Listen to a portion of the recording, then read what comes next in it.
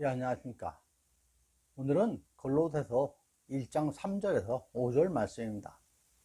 우리가 너희를 위하여 기도할 때마다 하나님 곧 우리 주 예수 그리스도의 아버지께 감사하노라.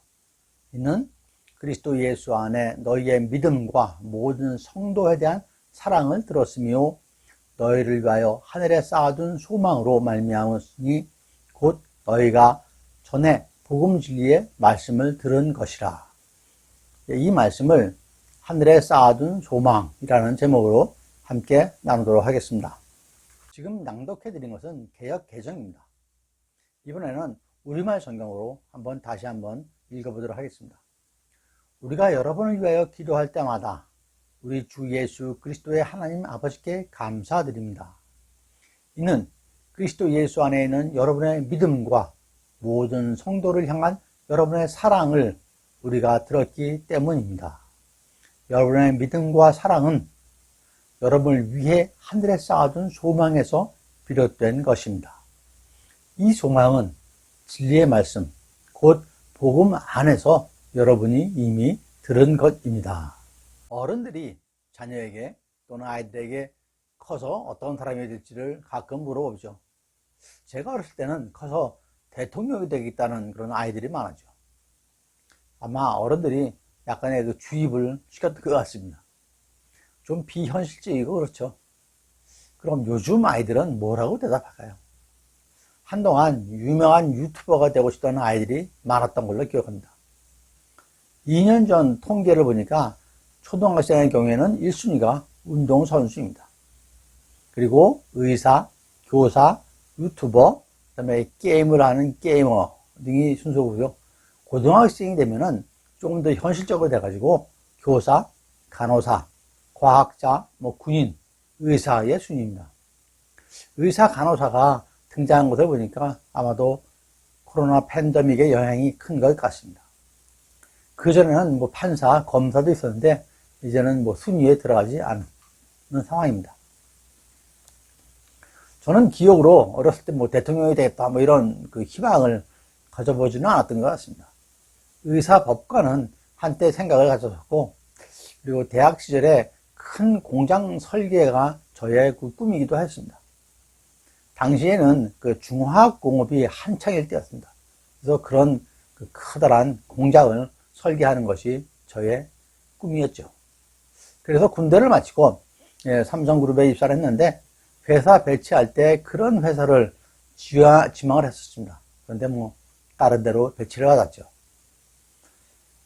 하지만 그곳에서 맡은 업무가 기계 장치를 사용해서 제품을 만들어내는 그런 그 회사였었는데 거기서 공장 설계, 설비 배치 이런 것들을 전반적인 그 기술 부문을 담당을 해가지고 완전히 그 달라진 삶을 살지는 않았습니다. 이런 것을 다른 회사 가서도 그 실행을 했었습니다. 그리고 이제 목사가 된 지금 저의 소망은 무엇일까요? 여러분들의 소망은 무엇입니까? 소망이 무엇인가요? 한자어를 그대로 물어보면은 소망이 무엇인가요? 한자어를 그대로 풀어보면은 바람, 바라는 바, 소원, 희망 이렇게 적시가 되어 있습니다.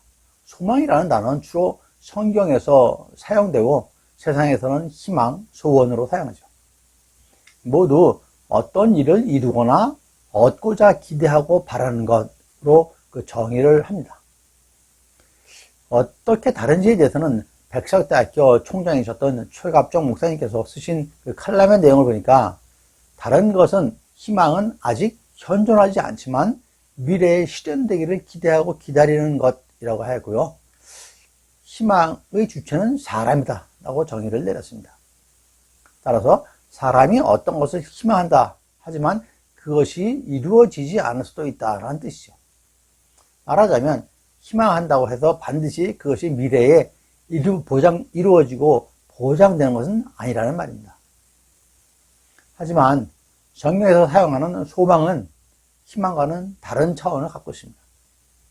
성경에 따르면 소망은 삼위 하나님의 사역과 관련이 되어 있습니다. 오늘의 첫 번째 메시지는 소망의 실체는 믿음이라는 것입니다. 여러분, 히브리서 11장 1절에 믿음은 바라는 것들의 실장이요 보이지 않는 것들의 증거니라고 하셨죠. 앞서 바라는 것이 소망이라고 말씀드렸습니다. 그러면 믿음은 소망의 실장이 되겠죠. 믿음이 보이지 않는 허상이 아니라 실제로 존재하는 실체라는 것입니다. 즉 소망이 실체로 드러나는 것이 믿음이라고 말씀을 드릴 수가 있겠습니다. 시편 71편 5절에 주 여호와여 주는 나의 소망이시오 내가 어릴 때부터 신뢰한 이시라 라고 하였습니다. 소망의 내용은 하나님의 약속입니다. 이 약속은 예수 그리스도 안에서 이미 부분적으로 성취되었고 앞으로 완성되어지고 성령은 예수 그리스도 안에서 이미 성취되어졌고 소망을 성도, 신자 안에서 이루어 가시는 것입니다. 이처럼 성경에서 소망은 삼위 하나님의 사역과 관련이 되어 있기 때문에 반드시 이루어진다라는 글을 읽은 적이 있습니다. 간단히 말씀드리면 소망은 하나님께서 주관하시는 것이죠. 그래서 사도 바울은 로마서 15장 13절에서 소망의 하나님이 모든 기쁨과 평강을 믿음 안에서 너희에게 충만하게 하사 성령의 능력으로 소망이 넘치게 원하노라 라고 하였습니다. 성령의 능력으로 소망이 넘치게 하신다고 하는 것이죠. 그러므로 하나님에 대한 믿음 없이는 소망의 주관자이신 하나님의 소망을 품을 수가 없을 것입니다. 두 번째로는 소망을 하늘에 쌓아야 합니다. 앞에서 소망에 대해서 말씀을 드렸는데 그리고 5절에서 소망을 하늘에 쌓아둔 소망이라고 했습니다.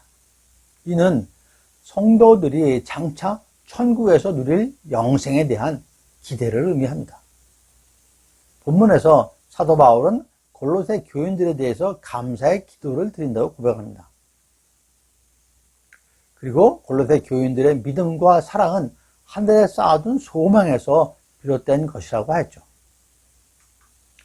소망을 땅에 쌓지 말고 하늘에 쌓아야 합니다. 이 땅에서 돈, 명예, 명성을 쌓으면 못합니까? 마지막 죽음 앞에서 소용도 없는 것들이죠. 그냥 이 땅에 사는 동안 잠깐 유용할 뿐이죠. 그것도 정당하게 쌓은 것이면 좋은데 부정하게 쌓으면 어떻게 되겠습니까?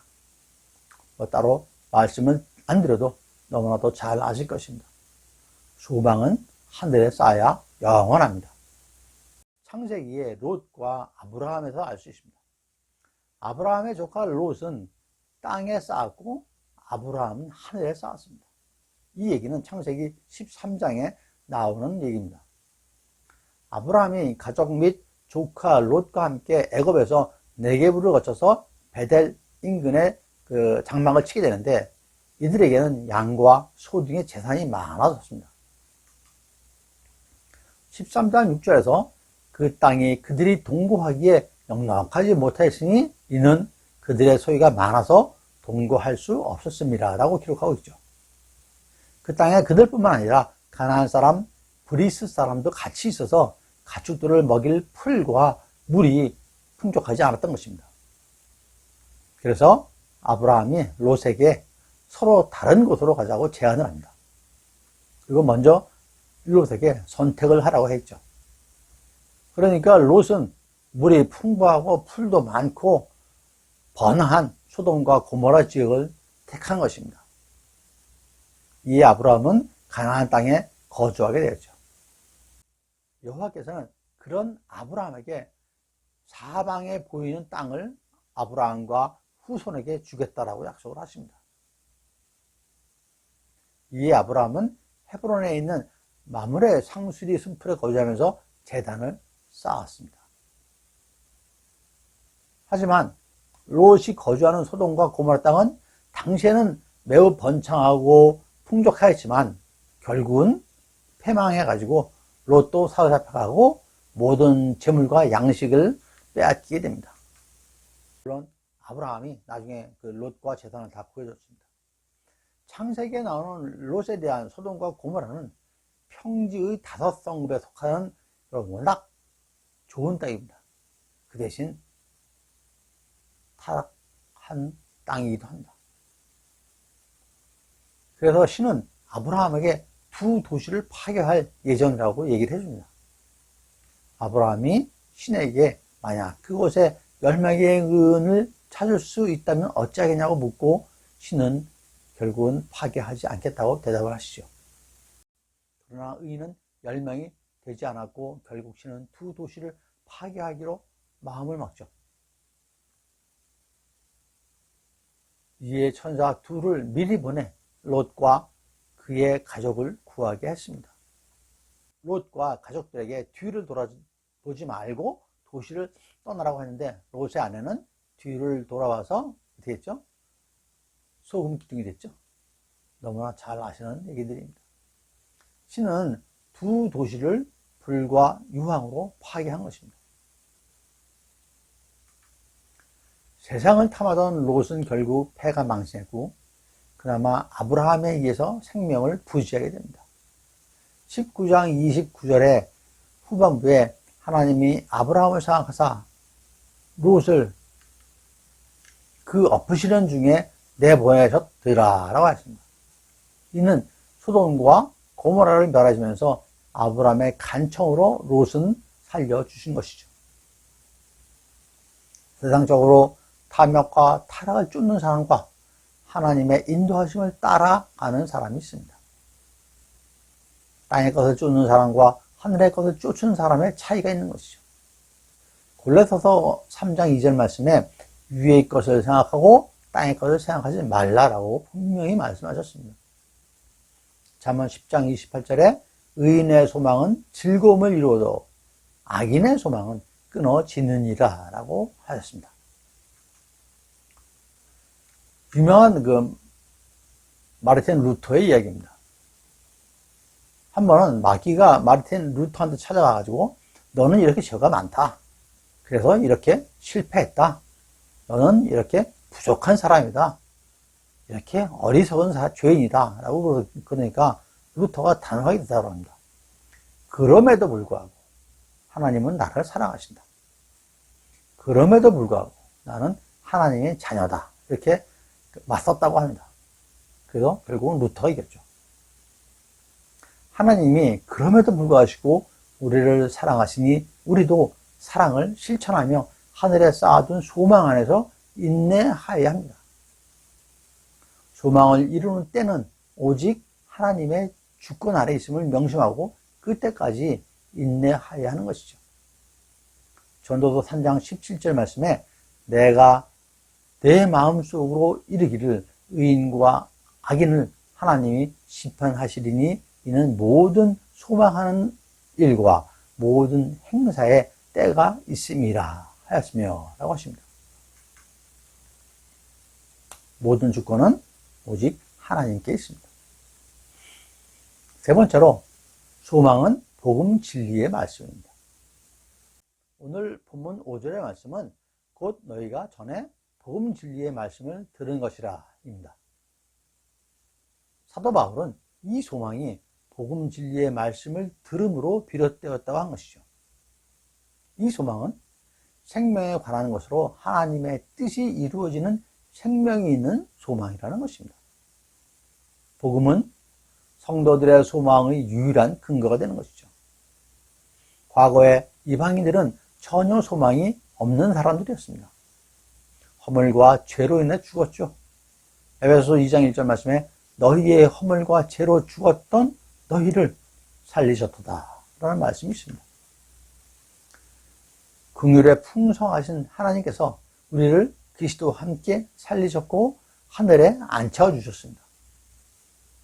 이어서 3절에서부터 7절까지 전에는 우리도 다 그 가운데서 우리 육체의 욕심을 따라 지내며 육체와 마음에 원하는 것을 하여 다른 이들과 같이 본질상 진로의 자녀이었더니 긍휼에 풍성하신 하나님이 우리를 사랑하신 큰 사랑을 인하여 허물로 죽은 우리를 그리스도와 함께 살리셨고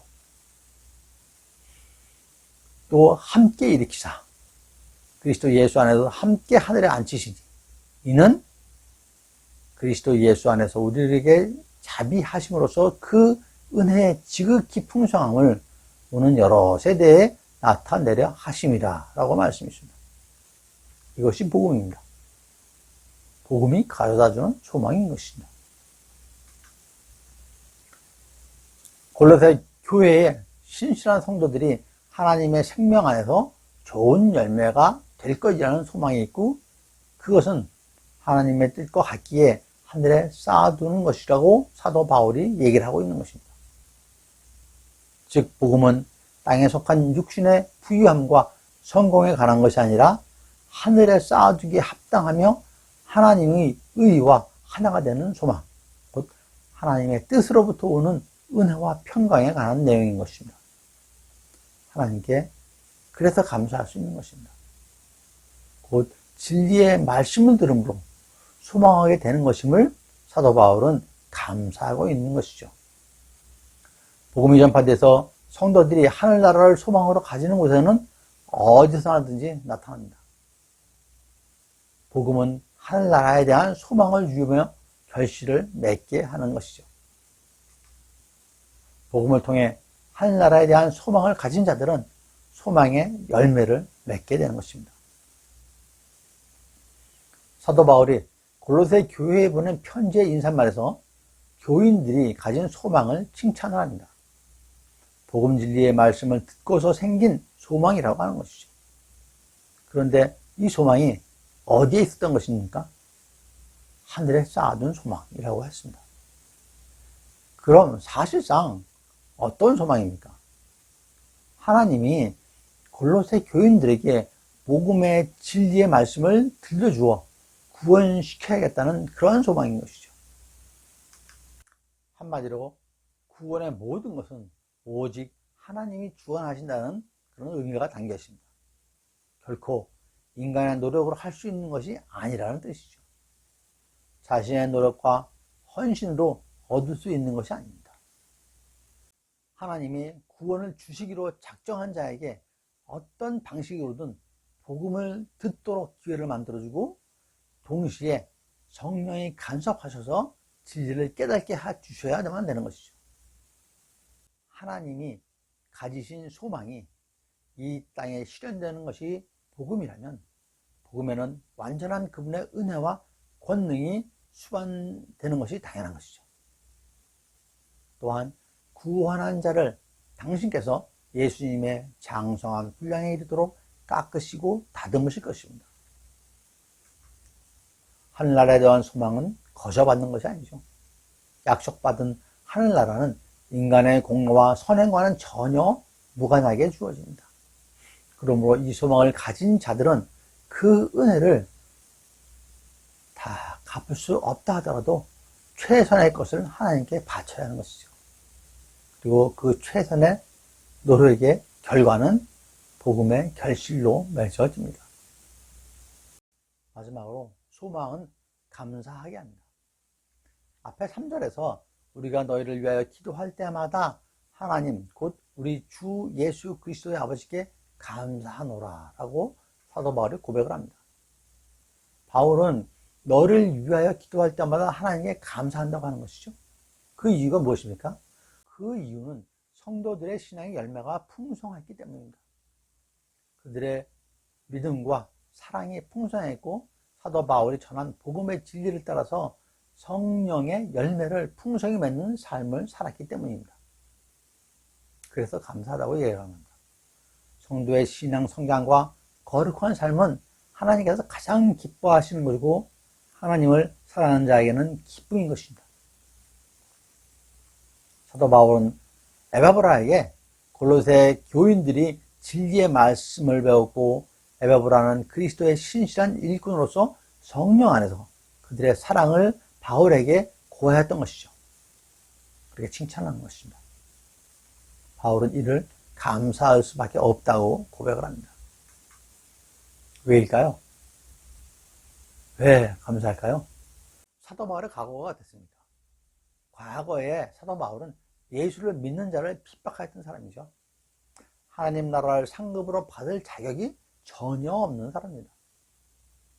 그런데 그러한 그를 하나님께서 관건적으로 불러서 구원의 은혜를 허락하셨던 것이죠.